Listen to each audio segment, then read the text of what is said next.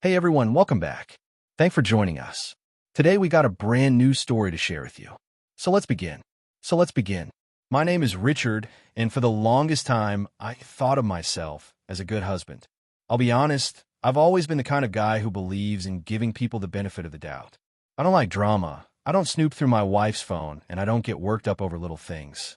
I figured that's how a good husband should be. But looking back, maybe I was too forgiving. See, my wife, Vanessa, she's not a bad person, but she has this habit, pushing limits, testing how far she can go before I react. Sometimes it's harmless, like spending a little too much money on things we don't need or staying out later than she said she would. But other times, it feels like she's checking to see if I'll actually stand up for myself. And then there's Jake. I've known for years that Jake is not just a friend. He's her ex, and I don't care how much time has passed. Men like him don't just hang around for no reason. They wait. They linger in the background, playing the nice guy, waiting for the right moment. I brought it up more than once, told Vanessa straight up, I don't trust that guy.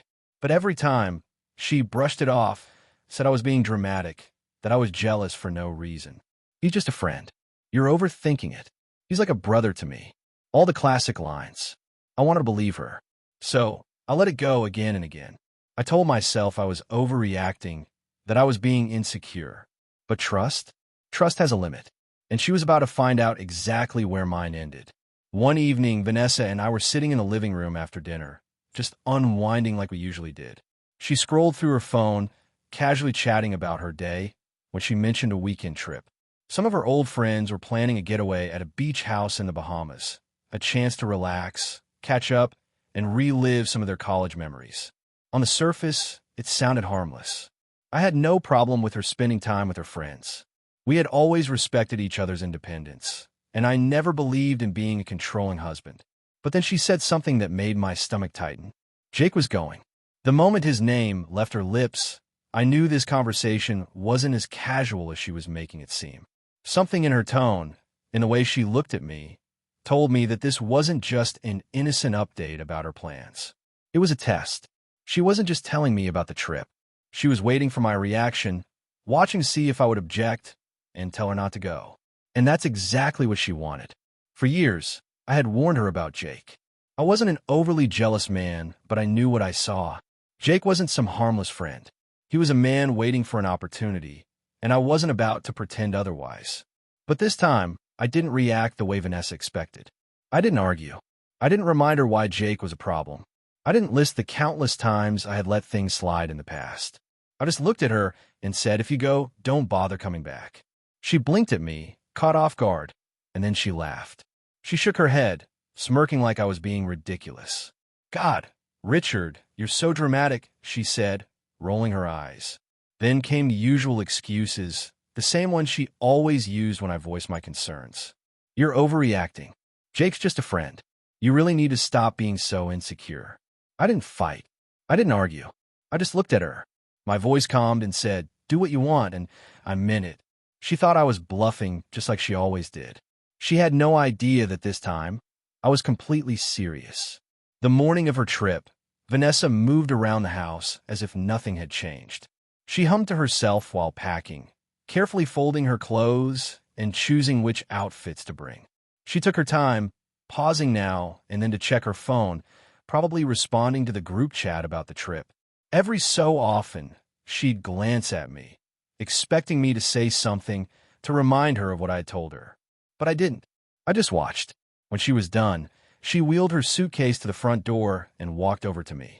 Leaning down, she pressed a quick kiss to my cheek, just like she always did before leaving for any trip. Love you, she said, her tone light, almost dismissive, as if my warning 2 days ago had never happened. Then, without a second thought, she grabbed her keys and walked out the door. I didn't say a word. I didn't need to. I watched from the window as she tossed her suitcase into the trunk of the taxi, slid into the passenger's seat, and pulled out of the driveway. The moment the taxi turned a corner, disappearing, I got to work. First, I changed the locks. I had already made arrangements with a locksmith the day before, and within the hour, the house was secured. The next step was handling her belongings. I started packing her clothes, her shoes, her makeup, and all the little things she had scattered around her home. Everything that belonged to her was neatly packed into boxes, waiting to be delivered to her parents' house. I didn't want her to have any excuse to come back, not even to pick up a forgotten sweater. Then came the final step, the divorce papers. I called my lawyer that morning and told him I would be getting divorced, so all the documents should be prepared. There was no hesitation, no second-guessing. This wasn't an empty threat. I had warned her, and she chose to ignore me. Vanessa had convinced herself that nothing would change when she got back. She thought she could go on this trip, laugh with her friends, spend time with Jake, and return home like everything was normal. She thought she had me figured out, that I would grumble about it for a few days, maybe give her the silent treatment, and then eventually let it go. But this time was different. I wasn't going to be the man who let his wife walk all over him. I wasn't going to be the husband who got disrespected and still welcomed her back like nothing had happened. I had drawn a line, and she had crossed it. Now, she was going to find out exactly what that meant. I hadn't given Vanessa much thought when I left for work on the morning of the day she came back. As far as I was concerned, she was a part of my past. The decision had been made, the preparations executed, and I was ready to move forward. I assumed she was still at the beach house, enjoying her trip, completely unaware of that when she returned. But then, on the fourth day, 3 days earlier than planned, she showed up. I wouldn't have even known if it weren't for the camera I had installed outside. An alert popped up on my phone during lunch, and out of curiosity, I checked the live feed. There she was, standing on the porch, bags at her feet, her hand gripping the doorknob. She tried turning it, but the door didn't budge. She tried again, then again, then again. I watched her step back, her eyebrows furrowing as confusion set in. She leaned in closer, looking at the lock, and that's the moment she realized. The lock had been changed. Vanessa fumbled for her phone, and within seconds, mine started ringing. I let it ring a few times before answering. "Richard," she breathed, her voice already shaking. "The door won't open." "You don't live there anymore," I said, my tone calm and detached. "Your things are at your parents' house. Expect the divorce papers in a week or two." There was a long silence. I could hear her breathing, shaky and uneven, like she was trying to process what I had just said. Then her voice returned, desperate this time. "Richard, please wait. Let me just—" I ended the call before she could finish. A few seconds later, my phone started buzzing again. She called once, then again, then again. Her name kept flashing across the screen, but I ignored every single one. After the sixth attempt, I put my phone on Do Not Disturb. I wasn't interested in whatever story she was about to spin. Then, the messages started.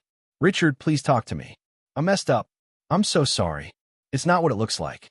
I sat there, staring at my phone, watching the notifications pile up. I wasn't angry. I wasn't even sad. I just felt nothing. This was the same woman who had laughed in my face when I warned her not to go. The same woman who had kissed me goodbye, so sure that I wouldn't do a damn thing about it. And now she was begging me to listen. A new message popped up. "Please pick up. There's something important I need to tell you." I still didn't move. I checked the camera again. Vanessa was pacing on the porch, her face red, her hands shaking. She looked frantic now, running her fingers through her hair, probably wondering how the hell things had spiraled so fast. She was crying, yelling at the door, begging me to pick up. Then, after a long pause, she stopped texting. Instead, she sent a voice note. I hesitated before playing it, but eventually I hit play. Her voice was a wreck, shaky, full of sobs, like she had completely lost control of herself. She wasn't just upset. She was terrified. "Richard, please listen to me. You were right about Jake. I should have listened to you. I swear I never expected any of this to happen. I drank too much, and when I woke up it was," she sobbed, gasping for air. "Jake did something. He recorded it. He's blackmailing me? I'm telling you now, because I don't want you to find out from someone else. Please, Richard, I don't know what to do. I need you. I swear I didn't mean for this to happen." She was desperate, begging, hoping that because she had been wronged, I would step in and save her. That I would take her back and clean up the mess she had created. I listened to the entire thing, sitting in complete silence. Then, I typed out one last message. The final thing I would ever say to her. "Enjoy your life, Vanessa. You made your choice. Now live with it." And with that, I blocked her. I never looked back. Not once did I check in on Vanessa, ask how she was doing, or wonder if she was okay. I'd spent enough time giving her the benefit of the doubt, only to have her throw it back in my face. She made her choice, and now she had to live with it. From what I heard, it didn't take long for her life to start falling apart. Her parents weren't happy with her. They didn't know all the details. I never felt the need to explain myself, but they knew enough. They knew she had walked out of a good marriage, that she had gone on that trip despite my warning, and that when she returned, her home was no longer hers. Her mother tried to be supportive, but her father? He was furious. He had always liked me, respected me, and saw me as a steady man who took care of his daughter. Now, he had to take in that same daughter because she had nowhere else to go. Her friends weren't much better. A few of them tried to reach out, sending me messages and making weak attempts at justifying what had happened. Richard, she's really sorry. You don't have to end things over one mistake. At least hear her out. I ignored every single one of them. I didn't care what they had to say. They weren't the ones who had to live with her choices. I was, and I had made it clear that I was done. Then there was Jake, the man she had risked everything for. The moment he realized there was trouble in paradise, he vanished.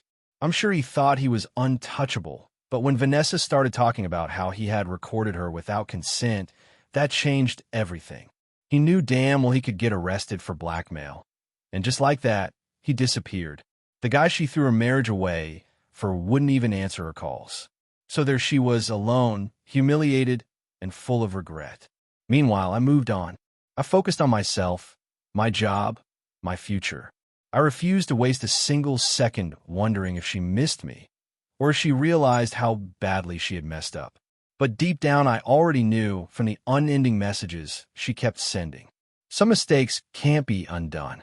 Some choices have consequences that you can't escape from. She thought I was bluffing. She thought I was just making an empty threat. She was wrong. And that, folks, is the story of how my wife learned that when you push someone too far, sometimes they never let you back in. Thanks for watching.